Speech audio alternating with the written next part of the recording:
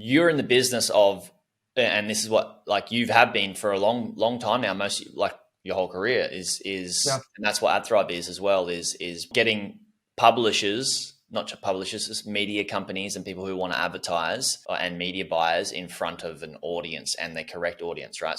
So matching them up, which is what AdThrive does. But we also talked before we hit the record buttons about most bloggers are like, how do I just make as much money as possible for me? And that's only like half of the pie or one piece of the puzzle, right? It's not just about the blogger. It's not just about us as a content site owner. There's somebody else that you're basically in a partnership with, which is an advertiser. So what are some of the things bloggers should be aware of or should be doing to be able to set themselves up to have and be a really awesome partner, I guess, for these advertisers? Yeah, that's a great question. And I think it's exactly what I think a lot of people should be thinking about. I think ultimately bloggers, publishers, creators of any sort are interested in, making money from what they do and what they own. And yeah, it's absolutely, that makes sense. On the other side of the kind of value exchange is the advertiser who wants to reach engaged audiences, who wants to run ad campaigns that deliver performance. Simplistically from their perspective,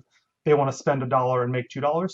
And so they want to make sure that where they're spending their money is effectively driving their own ROI and their own performance. And so I think if you have that mindset as a publisher, I think it makes it easier to think about what the outcomes are going to be, because I think it helps sharpen your thinking about like where you should focus. And it is about building engaged audiences and having, really good quality traffic. And it's about like an engagement of that audience. I think if people are disengaged, but they're like, that's okay.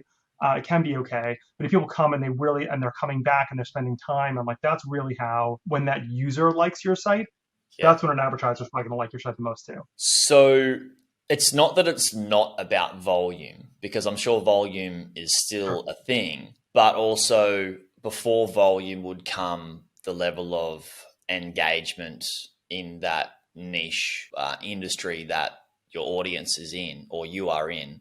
So would that be correct? Like, I mean, you obviously want to not just be like, hey, you've got like 5 people coming to your site a day, but they're super quality people with money that want to buy the products that we might be advertising on the site. Like, that's not really, it's a harder one to scale, right? So you want volume, but more importantly, it would be the combination of engage audience first and then volume as well of that. So what are some of the things people should be thinking about and doing, or even within and writing their content to get more engagement? And is it engagement within that email list and sending people back to the site, or is it engagement through comments? And how do we generate more what they call the buzzword is user generated content? How do we create more of that engagement with our content as a content side? It's a great question, and I think you can look at like the really big media companies as kind of a good parallel. Like how does like PC Magazine or some like big like tech magazine or something, and they've got a really big website, or CNET or somebody that's digital only. Like what are and that's a specific content vertical, but the same rules apply in a lot of different cases. And like and for them, it's like create trusted content that people, when they get there, they're like, oh, like this answers my question. This meets my need. That has to be believable.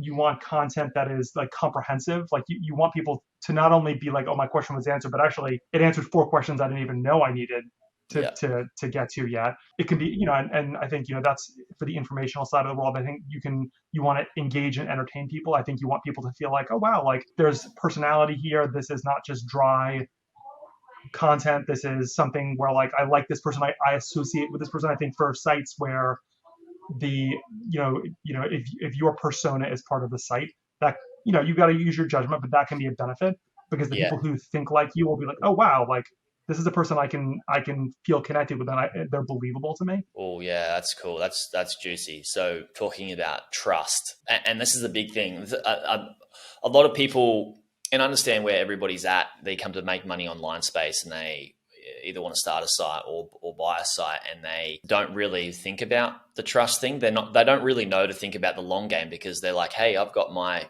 circumstances here. I'm in this. I've got to get, I've got to do what Jared's done, get out of the survival phase and earn some coin, right? Get out of my job, which I totally get. The part of that is not thinking about the longer picture of, and playing the long game of like, hey, my content should be, people should know who the content is written by, or at least have some level of trust and put some level of authority in that content, that it's like, wow, that answers my, like you said, answers my question and resonates with me. And it's not just that it answers my question, it answers it in a way that's like, yes, like I'm so empowered now, I can go away and do this task that needs to be done, or do these things in my life that needs to be done. And this is probably why, AdThrive don't accept people on their platform, or to use AdThrive if they've just got content written by, like a lot of content written by people that are not really giving the best answer. That English may not be the best, and it's written by somebody in a undeveloped country, non-English speaking first as a native language, and they got a lot of that content, but I guess that's where the engagement lacks, right? Why people Exactly. aren't thinking about how do I get to, because a lot of people listening here will be like, cool, I've got a site, but I want it. The goal is to get to AdThrive, but there's so many rungs on the ladder that they're not thinking about. So that's just what I'd say. That's just one of them, right? What would some of the other rungs be for them to get themselves set up a highly engaged audience? I think, one of the, it's not the only indicator, but an extremely strong indicator, and it's so connected to all the things we're saying, is like having good traffic from search, because Google in particular has done such a good job at this point of understanding user intent and then finding the content that matches to that. So I think that while it's almost the same thing as what we're saying, like if you're doing well at search, you're probably doing well at engaging the user, and you're probably doing well at creating quality content that's answering questions. Because if you're not doing those things, Google's going to deprioritize you pretty fast.